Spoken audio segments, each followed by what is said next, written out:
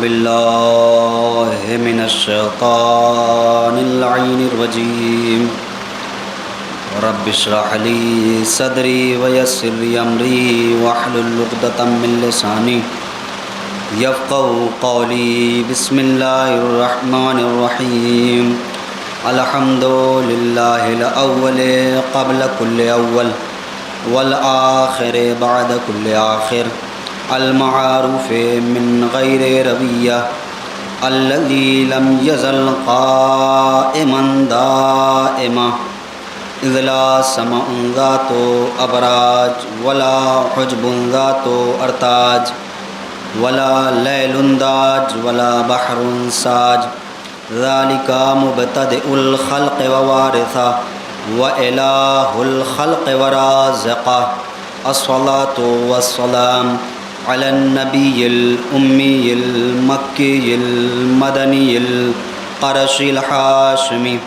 السيد البهي السراج المضيء الطهر الطاهر al Durr الفاخر البحر الزاخر المنصور المؤيد الرسول المسدد المصطفى الأمجد حبيب إله العالمين أبي الزهراء محمد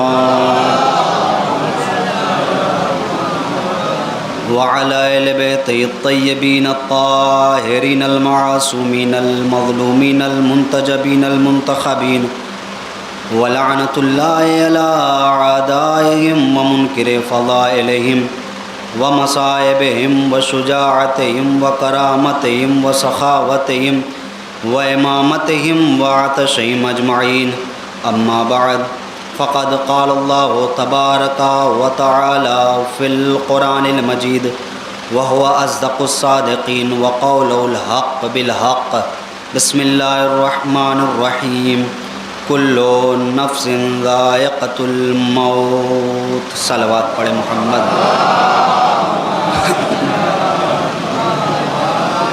سب سے پہلے آپ سب کی خدمت میں گزارش ہے کہ ایک مرتبہ سورہ حمد اور 3 مرتبہ سورہ اخلاص کی تلاوت فرما کر غلفام حسین مرحوم ابن علی حسن مرحوم کی روح کو احسان فرمائیں.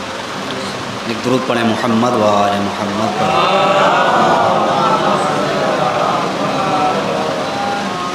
کہ میں نے ابھی تک اس چھوٹی سی زندگی میں جتنی بھی تھوڑی بہت کتابوں کا مطالعہ کیا اس میں ابھی میں نے کہیں بھی یہ نہیں پایا کہ اگر مجلس ایک ادنا سا حقیر سا طالب علم پڑھ رہا ہو اور سے پہر میں مجلس ہو تو صلوات آہستگی سے پڑھنی چاہیے.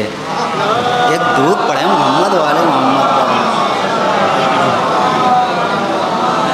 اس سے بہتر درود پڑھیں محمد والے محمد پر.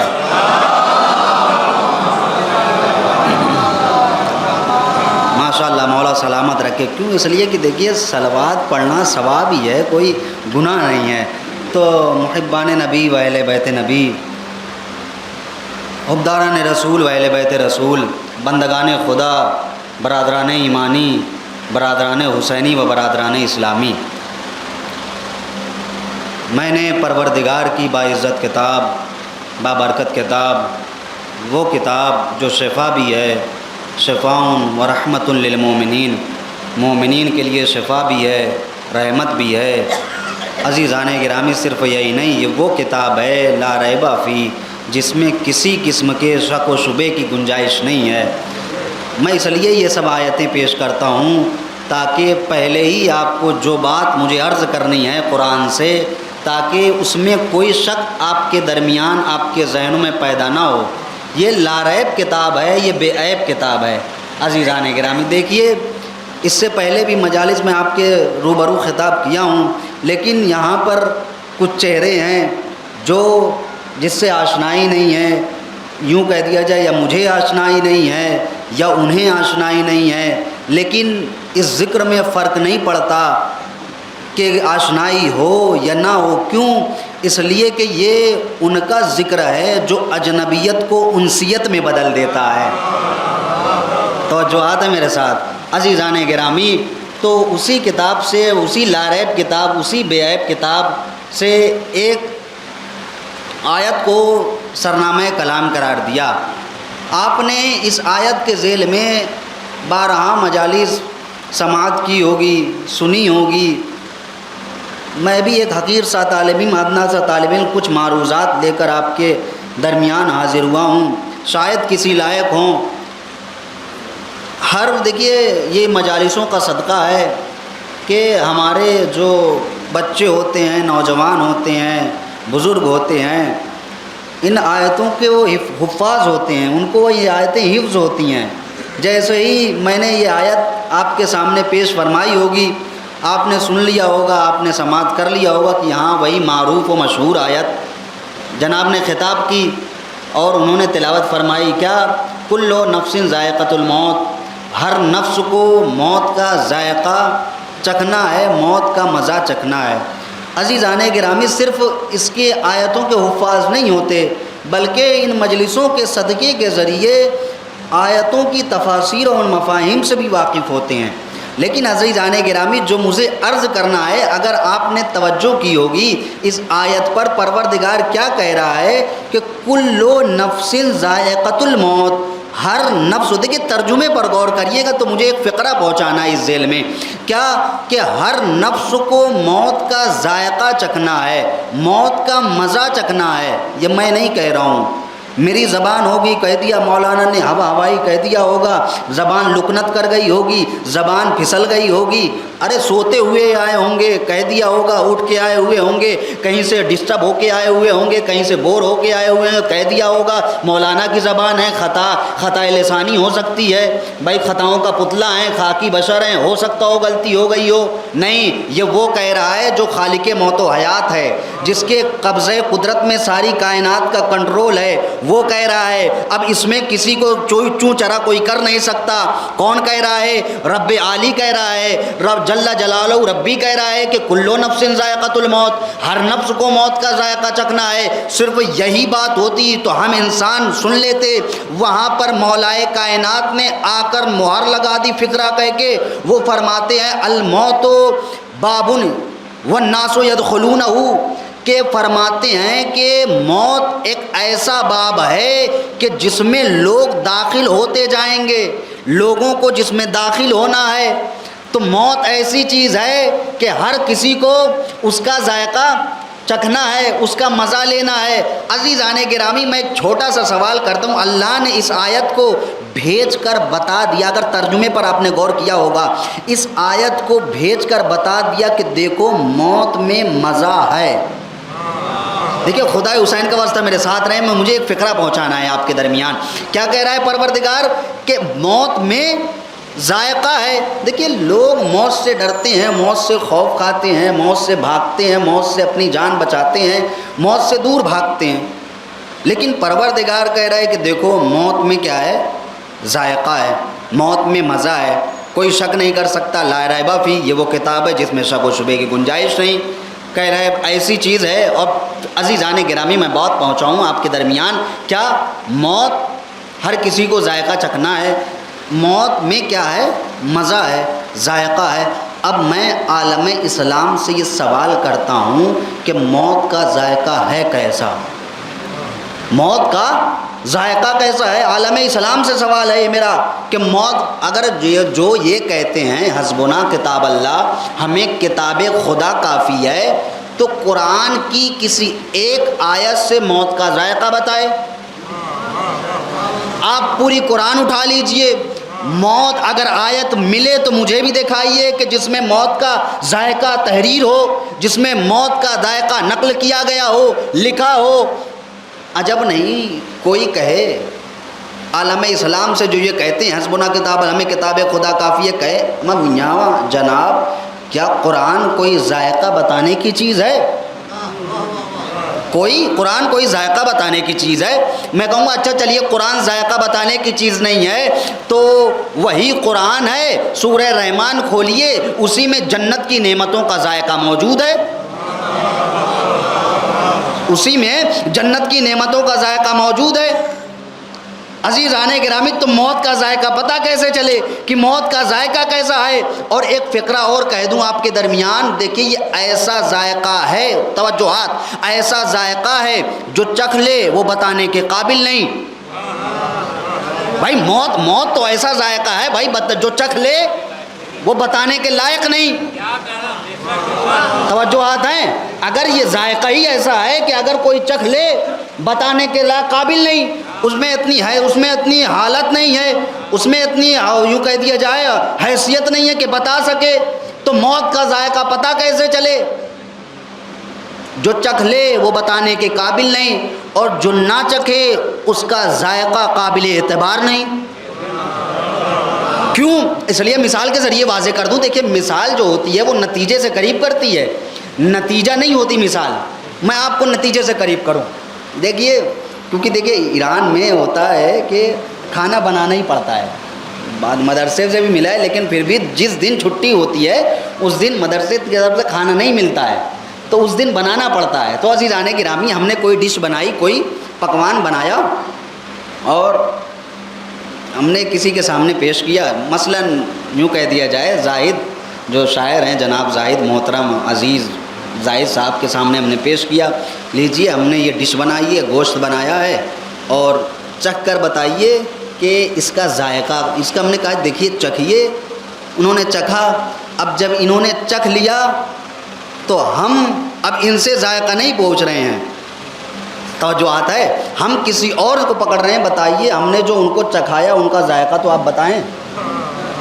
توجہات ہے، ہم نے چکھایا ان کو ہے، لیکن ہم سوال ان سے کر رہے ہیں ماسٹر صاحب سے کہ ہمیں ذائقہ تو بتائیے، ذائقہ کیا ہے؟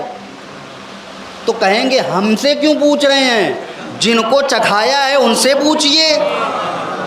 مجھے ایک فکرہ پہنچانا ہے، جن کو آپ نے ڈش چکھائی ہے ان سے پوچھئے ذائقہ کیا ہے۔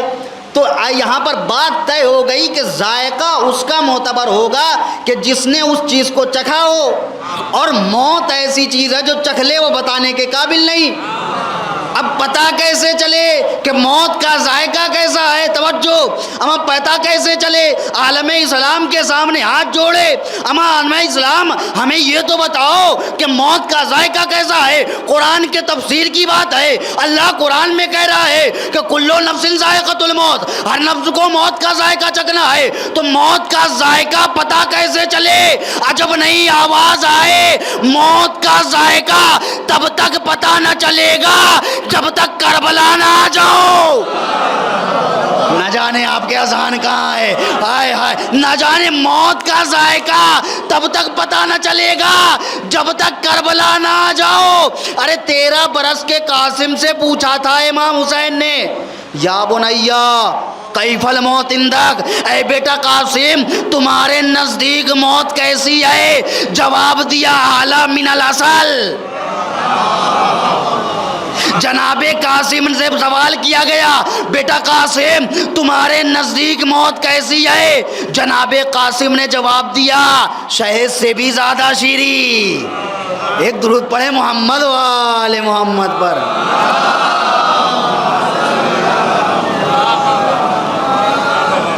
یا بنیا کیف الموت عندک، اے بیٹا قاسم تمہارے نزدیک موت کیسی ہے؟ اعلی من العسل، شہد سے بھی زیادہ شیریں۔ تو مجھے کہنے کا حق ہے نا کہ کربلا صرف ایک واقعے کا نام نہیں، حادثے کا نام نہیں، بلکہ قرآن کی آیتوں کی تفسیر کا نام۔ ایک درود پڑھے محمد و آل محمد پر۔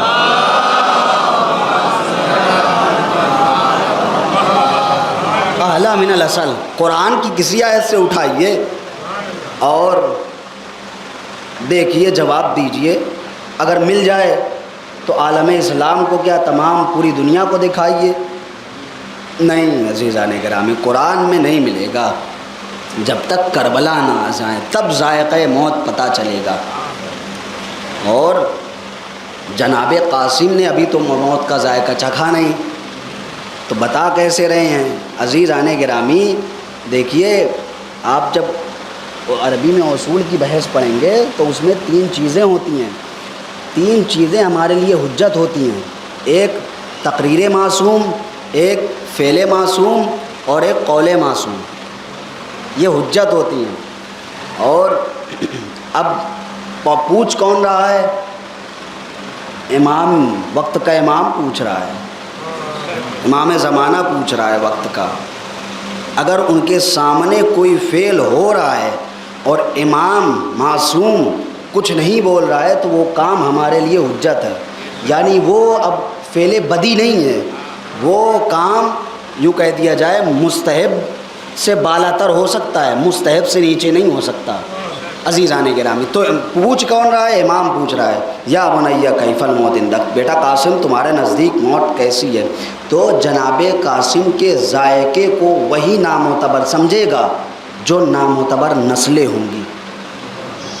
عزیزان گرامی، جناب قاسم بتا رہے ہیں کہ ذائقہ موت کیا ہے، شہد سے بھی زیادہ شیریں. عزیزان گرامی، ہمیں موت، ہر کسی کو ذائقہ موت چکھنا ہے. عزیزان گرامی، لیکن سوال میرا یہ ہے، جناب قاسم نے موت کا ذائقہ کب بتایا؟ 60-61 ہجری میں. اور قرآن نازل کب ہوا؟ 10 ہجری کے بعد پہلے نازل ہوا. 11 ہجری میں رسول اسلام کی شہادت ہے، 11 ہجری سے پہلے نازل ہوا قرآن. تو اتنا فاصلہ تفسیر قرآن میں، بھائی سوال تو اٹھنا چاہیے تھا. وہاں جتنے تھے کس کی بات تھی؟ تفسیر قرآن کی بات تھی، مفاہیم قرآن کی بات تھی. صحابیات میں سے کوئی آگے بڑھتا، سوال کرتا، یا رسول اللہ ذائقہ موت تو قرآن کہہ رہا ہے کہ موت میں ذائقہ ہے، تو پتہ کیسے چلے ذائقہ کیسا ہے؟ سوال اٹھنا چاہیے تھا لیکن اٹھا نہیں. پوچھنا چاہیے تھا، آگے بڑھ کر جنبش دینی چاہیے تھی ہونٹوں کو، لیکن کوئی آگے نہ بڑھا. ہم نے تاریخ کے سامنے ہاتھ جوڑے. تاریخ، کیا تیرے پاس کوئی ایسی شخصیت ہے؟ توجہ اما، کیا تیرے پاس کوئی ایسی شخصیتیں ہیں جو ہمیں موت کا ذائقہ بتا سکیں؟ بھائی میں 61 ہجری سے پہلے کی باتیں کر رہا ہوں. کیا کوئی ایسی شخصیتیں ہیں جو ہمیں موت کا ذائقہ بتا سکے؟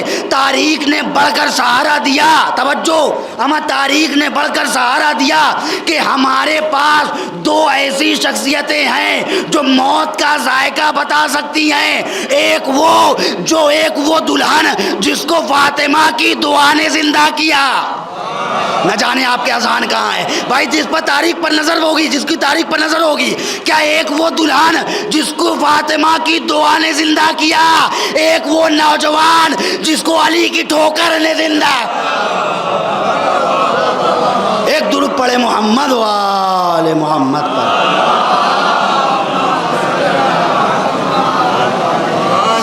سوال اٹھنے چاہیے تھے صحابیات کی صفوں میں سے، اصحاب کی صفوں میں سے سوال اٹھنے چاہیے تھے. کوئی آگے بڑھتا. مفہوم قرآن کی بات تھی، تفسیر قرآن کی بات تھی. لوگ آتے جہاں پر لوگ یوں کہہ دیا جائے کھال پر لکھواتے تھے قرآن، لکڑیوں پر تحریر تھا، بکریوں کی کھال پہ تحریر تھا، ہڈیوں پہ تحریر تھا. تو وہاں پہ تفسیر و قرآن کی بات، جہاں پر لوگ حفظ کیے ہوئے تھے قرآن، تو آگے آتا کوئی حافظ، آگے بڑھتے، یا رسول اللہ ہمیں آیتیں تو سمجھ میں آئیں لیکن اس کا کیا مطلب کہ موت کا ذائقہ کیسا ہے؟ عزیزان گرامی، لیکن کوئی آگے نہ بڑھا. تاریخ نے بڑھ کر سہارا دیا کہ 2 شخصیتیں ہیں. ایک وہ دلہن ہے جو یہودی تھی، کہ مکتب کی کتابوں میں آپ نے پڑھا بھی ہوگا، وہ معجزے کی یوں کہہ دیا جس کا ٹائٹل اور ہیڈنگ ہے شہزادی کا معجزہ تھا. عزیزان گرامی، تو وہاں پر شہزادی نے دعا کے ذریعے زندہ کیا. عزیزان گرامی، لوگ کیوں آتے رسول اسلام سے پوچھنے؟ صحابیت کی صفوں میں سے لوگ کیوں آتے؟ ارے انہیں بغض اہل بیت میں جاہل رہنا گوارا ہے، لیکن اہل بیت کے فضائل کے ساتھ قرآن گوارا نہیں ہے. مناقب اور فضائل کے ساتھ، فضائل اہل بیت کے ہمراہ میں قرآن گوارا نہیں ہے. لوگوں نے پوچھنا مناسب اور گوارا نہ سمجھا. کیوں؟ اس لیے کہ اگر صحابیت کی صف میں سے کوئی دلہن کے پاس جاتا تو سوالوں پہ سوالوں کے ڈھیر لگ جاتے. پوچھنا پڑتا، ارے یہ تو زندہ ہے، ہم نے تو پہلے ہی کہا ہے ذائقہ اس کا معتبر ہوتا ہے. جس نے اس چیز کو چکھا ہو یہ تو زندہ ہے تو بتانا پڑتا یہ مردہ ہو گئی تھی، یہ مردہ تھی، پھر بتانا پڑتا یہ زندہ کیسے ہے، بتانا پڑتا کہ اسے شہزادی کی دعا نے زندہ کیا۔ اب لوگ پریشان ہیں، حالت حاضرہ و فقرہ کہتا ہوں، اب لوگ پریشان ہیں یہ شیعت قوم کیوں نہیں مٹ رہی ہے؟ ارے سپر پاور امریکہ ایران کو مٹا رہا ہے، ایران پر بمباری کر رہا ہے، ایران پر میزائلوں پہ میزائلیں پھینک رہا ہے، لوگوں کو شہید کر رہا ہے، شہداء کی تعداد 1 سے لے کر کتنی پہنچ گئی، لاتعداد شہید ہو گئے۔ ارے یہ ایران مٹ کیوں نہیں رہا ہے؟ ایران مٹ کیوں نہیں رہا ہے؟ ایران ختم کیوں نہیں ہو رہا ہے؟ ایران نیست و نابود کیوں نہیں ہو رہا ہے؟ ارے جب ایک فاطمہ کی دعا ایک مردہ دلہن کو زندہ کر دے تو جس قوم کو فاطمہ کی دعا، ایک درود پڑھے محمد وآل محمد پر۔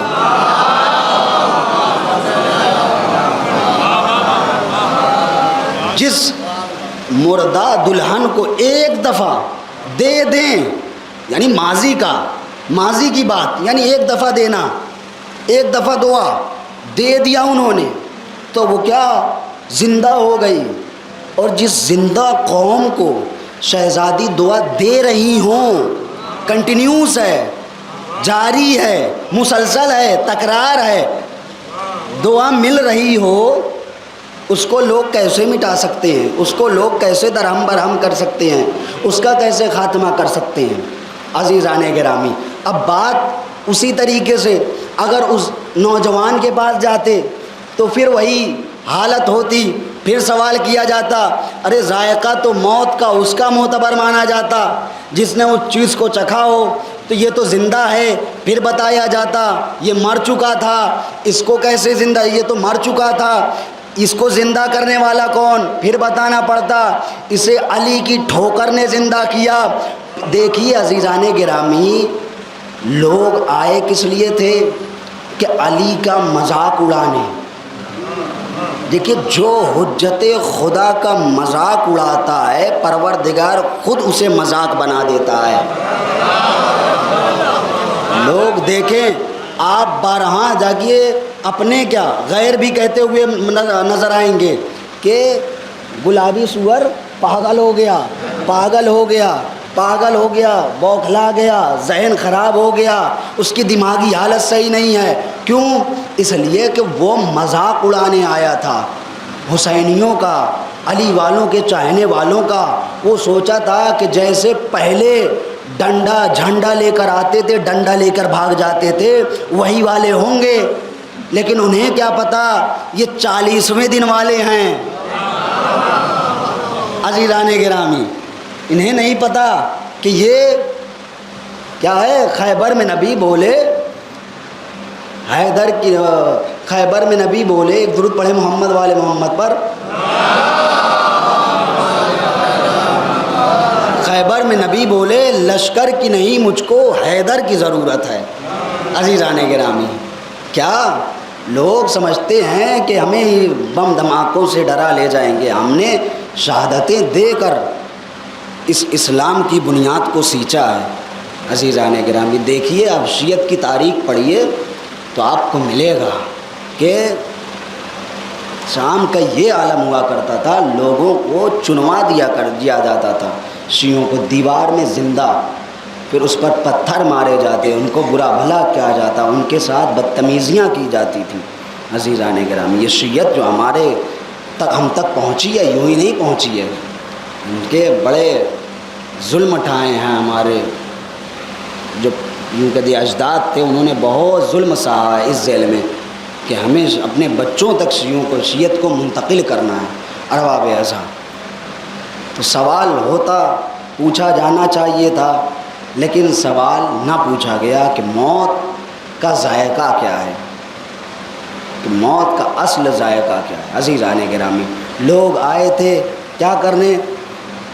مذاق اڑانے، کہ علی کا ہم مذاق اڑائیں گے، علی کے ہم مذاق اڑائیں گے۔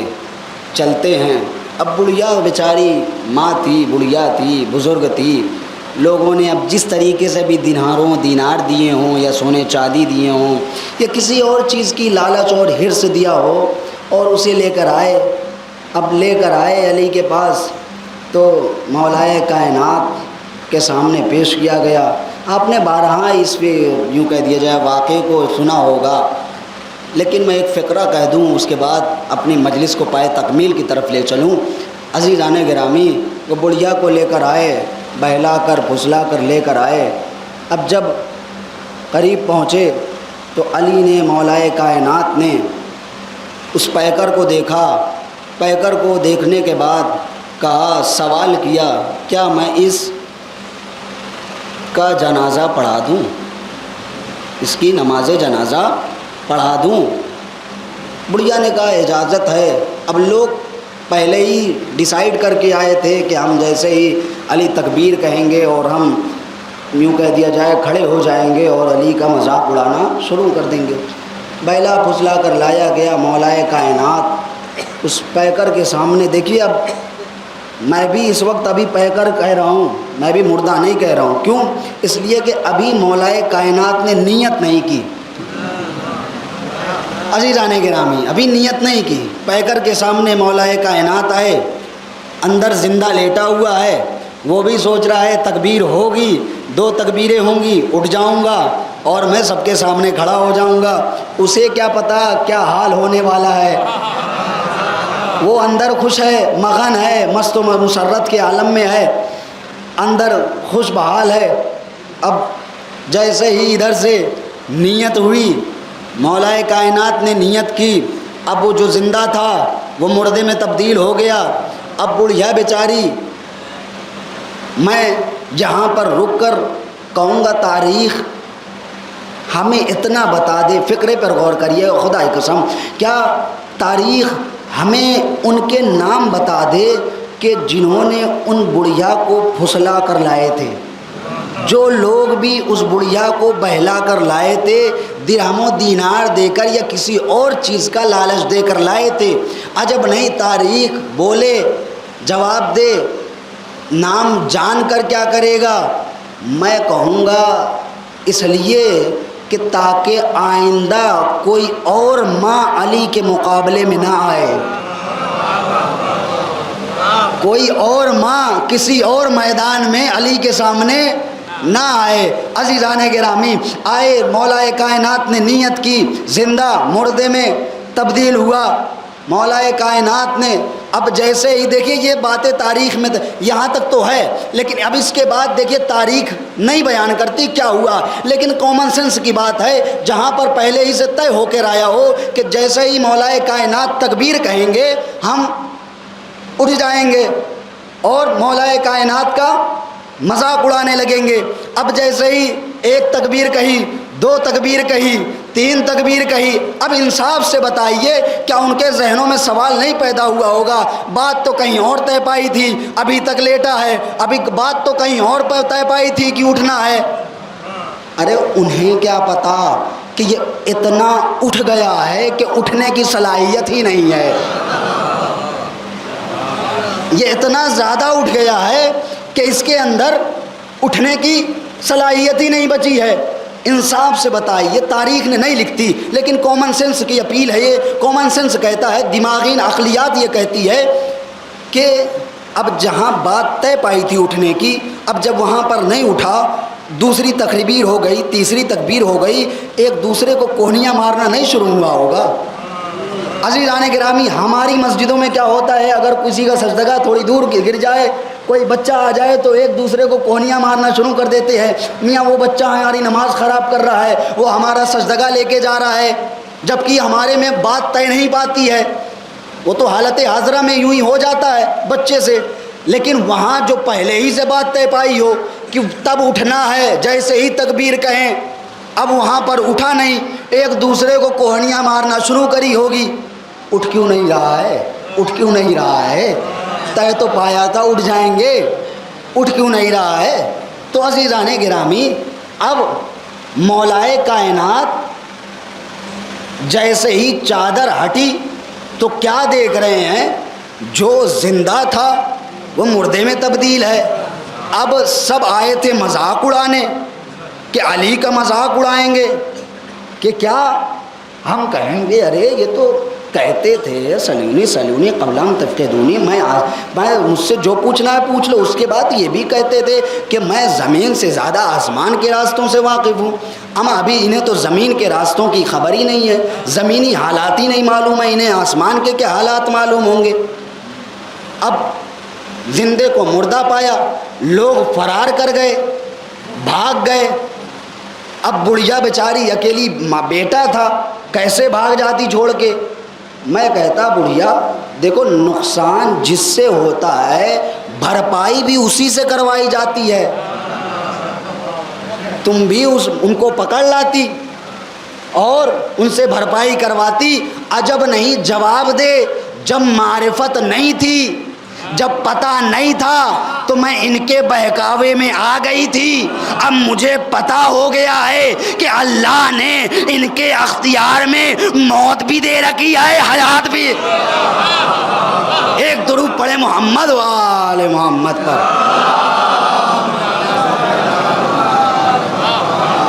جب مجھے پتہ نہیں تھا، معرفت نہیں تھی، تو میں ان کے اب تو معرفت ہو گئی ہے عزیزان گرامی، تو اب میں کیسے بھاگ جاؤں؟ کیسے؟ کیوں؟ اللہ نے انہیں اختیار دے رکھا ہے، ان کے اختیار میں موت و حیات دے رکھی ہو۔ ایک درود پڑھے محمد و آل محمد پر۔ دعا دے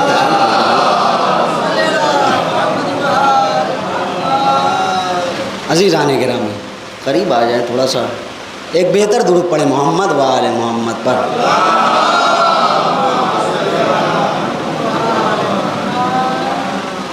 کیا موت و حیات جب معلوم نہیں تھا تب میں نہیں بھاگ رہی تھی، ان کے بہکاوے میں آ گئی، لیکن اب معلوم ہو گیا ہے، مجھے معرفت ہو گئی ہے، جو مجھے پیش کرنا ہے وہ یہ فقرہ ہے۔ عزیزان گرامی جب تمام حالات ہو گئے تو میں مولا کائنات کی خدمت میں دست ادب جوڑ کر عالم تصور میں کہوں گا، یا مولا جب زندہ ہی کرنا تھا تو پھر مارا کیوں تھا؟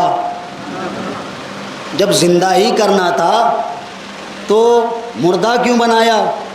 اپنے اختیار سے جو اللہ نے آپ کو عطا کیا ہے۔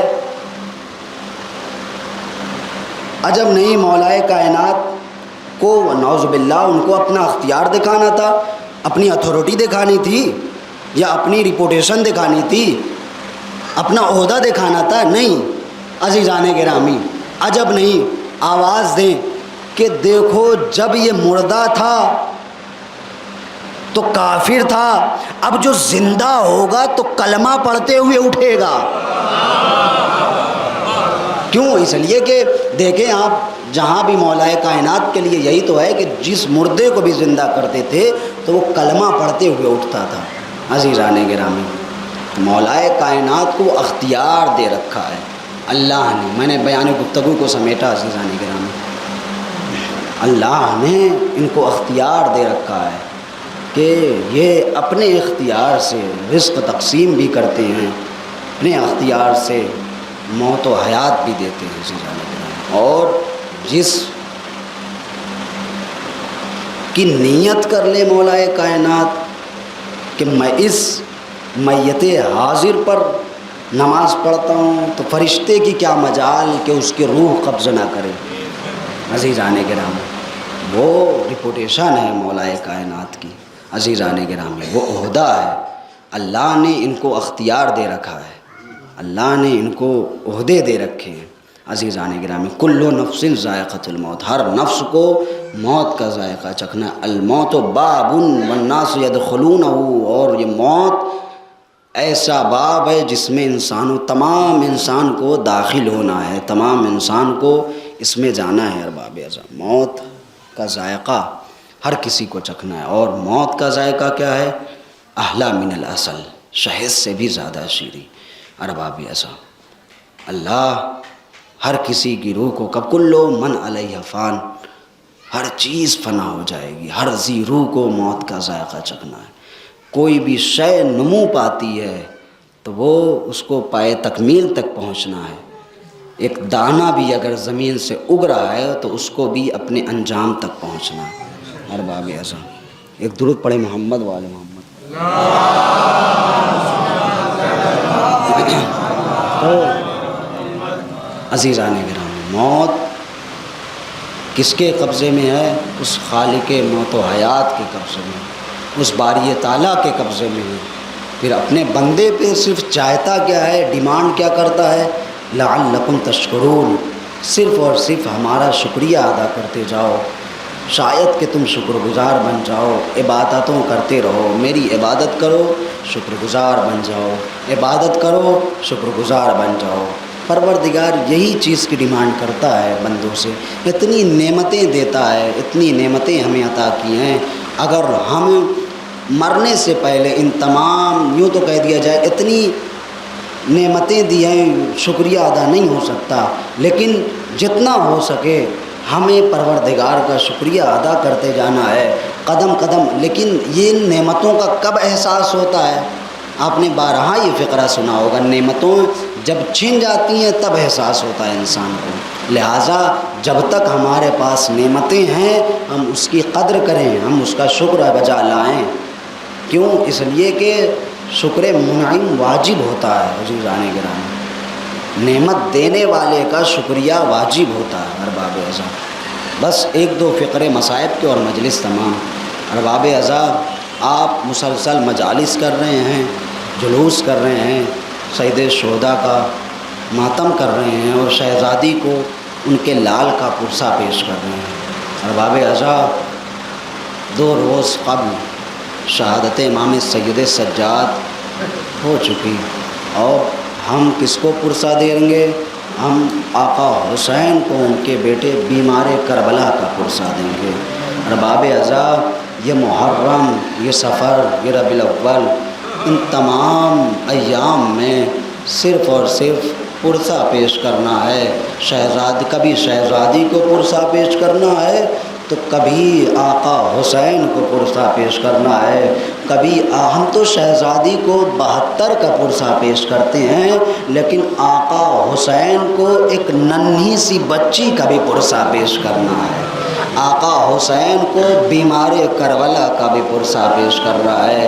ہاں ارباب اعضاء، بس ایک روایت پڑھتا ہوں اور مجلس تمام کرتا ہوں۔ ارباب اعضاء، آیت اللہ زنجانی اپنی کتاب خامس آل عبا میں فرماتے ہیں صفحہ نمبر 373 میں فرماتے ہیں کہ 3 مقام ایسا ہے، بڑا دردناک مقام، 3 مقام ایسے ہیں، آیت اللہ زنجانی فرماتے ہیں کہ جس کے دل پتھر کے ہوتے وہ بھی رو دیا تھا۔ دربار کا یہ عالم تھا کہ جتنے درباری تھے جن کے دل بھی اگر پتھر کے تھے تو وہ بھی رو دیتا۔ کہتے ہیں کہ حتیٰ کہ یزید کی آنکھوں سے بھی آنسو آ گئے تھے۔ آیت اللہ زنجانی فرماتے ہیں بس یہ 3 مقام پیش کرنا ہے اور مجلس تمام۔ کیا پہلا مقام وہ ہے، مولا سجاد فرماتے ہیں کہ پہلا مقام وہ ہے کہ جب ہمیں دربار میں داخل کیا گیا تو ہماری بے کسی کو دیکھ کر تمام جو وہاں پر بیٹھے دربار میں حاضرین تھے ان کی آنکھوں میں آنسو آ گئے۔ دوسرا مقام مولا سجاد فرماتے ہیں کہ دوسرا مقام وہ ہے کہ جب ہمیں دربار میں داخل کیا گیا تو 17 پھندے تھے اور 1 رسی تھی، اور ان 17 پھندوں میں ہمارے گلے بدھے ہوئے تھے۔ اللہ اکبر، اللہ اکبر، ہمارے گلے 17 پھندے۔ آیت اللہ زنجانی فرماتے ہیں کہ وہ 17 پھندے تھے اور اس میں ہمارے گلے بدھے ہوئے تھے۔ پھر فرماتے ہیں وہ اپنی کتاب میں کہ ایک مرتبہ سید سجاد یزید سے مخاطب ہو کر کہتے ہیں یزید اتنا بتا دے، یا یزیدو انشدک باللہ ما ظنک برسول اللہ لو رانا بہذہ الصفا، اتنا بتا دے اگر رسول خدا ہمیں اس حالت میں دیکھیں گے، ہمیں اس صفت میں دیکھیں گے تو تمہارا کیا خیال ہے، تم سے کیا کہیں گے؟ اتنے میں تاریخ کہتی ہے، آیت اللہ فرماتے ہیں یہ سننا تھا کہ یزید کی آنکھوں میں آنسو آ گئے۔ تیسرا مقام اور مجلس تمام کر دی۔ تیسرا مقام سننا اور برداشت کر لینا، وہ ننھی سی بچی کا مقام ہے۔ اور زنجانی فرماتے، امام فرماتے ہیں کہ وہ 17 پھندے تھے نا ہمارے گلے میں لگے ہوئے تھے، اتنے اتنے میں یزید مخاطب ہوا ایک چھوٹی سی کمسن سی بچی کی طرف، اولاد والوں کو مجمع ذرا تصور کر لینا، وہ 3 سال کی 3.5 برس کی بچی تھی۔ یزید مخاطب ہو کر کہتا ہے یہ بچی کون ہے جو مسلسل گریہ کرتے جا رہی ہے، مسلسل روئے جا رہی ہے؟ ایک مرتبہ جناب سکینہ اپنے ننھے قدموں کو آگے بڑھاتی ہیں، کہتی ہیں میں کوئی اور نہیں سکینہ بنت الحسین ہوں، میں حسین کی چھوٹی بیٹی سکینہ ہوں۔ ارے میں وہ یتیم ہوں کہ جن کے بابا کا لاشا کربلا کے میدان میں بے گور و کفن پڑا ہوا ہے۔ اللہ اکبر! تصور کرنا زادارو، میں نے مجلس تمام کر دی، جس کے بابا کا لاشا کربلا کے میدان میں بے گور و کفن پڑا ہوا ہے۔ اتنے میں اور یزید کہتا ہے کہ اور بتا تو اپنا اور تعارف کرا۔ وہ بچی کہتی ہے کہ ارے میرے 3 بھائی تھے، ایک کا نام علی اکبر تھا، ایک کا نام علی اصغر تھا، ایک کا نام عابد بیمار سید سجاد تھا، یعنی علی تھا۔ اتنا کہنا تھا، جناب سکینہ نے کہا ارے میرے 2 بھائی کربلا کے میدان میں، ایک کو سینے میں برچھی لگی، ارے جس کا سر وہ دیکھ لو کہ نیزہ پر، جزاکم اللہ خیر الجزا۔ ایک کو سینے میں کربلا کے میدان میں برچھی لگی، ایک کو تیر سیشوبہ لگا جو ننھا سا علی اصغر تھا، اور تیسرا بھائی وہ عابد بیمار اسیر ہو کر تیرے دربار میں کھڑا ہے۔ اتنے میں یزید نے کہا اے سکینہ، اے بچی، کیا بات ہے؟ بس آخری فکرہ زادارو، ایک ہاتھ تم گلے پہ رکھتی ہو، کبھی چہرے پر رکھتی ہو، کبھی گلے پہ رکھتی ہو، کبھی چہرے پر رکھتی ہو۔ اتنے میں ننھی سی سکینہ نے جواب دیا اے ملعون، ارے دربار باہر سے بازار سے تیرے دربار تک آنے تک ارے رسی اتنی کسی تھی کہ رسی نے گلے کو زخم دے دیا، میرا گلا زخمی ہو گیا۔ میں کبھی گلا جب دکھتا ہے تو ایک ہاتھ گلے پر رکھ لیتی ہوں، میرے بال چھوٹے ہیں تو ایک ہاتھ سے اپنے چہرے کا پردہ کر لیتی ہوں۔